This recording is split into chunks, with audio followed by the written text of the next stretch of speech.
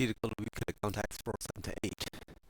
Question number 1. Count elements with at least k greater values. It is also the median problem 3759. If we can count the frequency of each numbers and sort this array, say 1, 2, 3, then based on this table, let's start from the total number of this array. First, we have 3 numbers.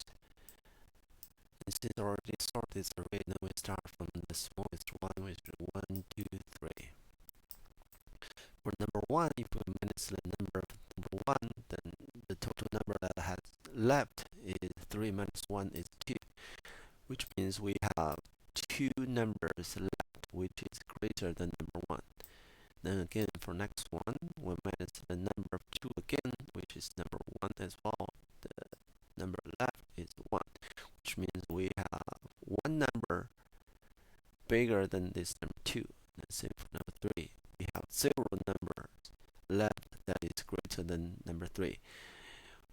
We don't have to reach to here. We can stop here, which is the k. So we stop at k.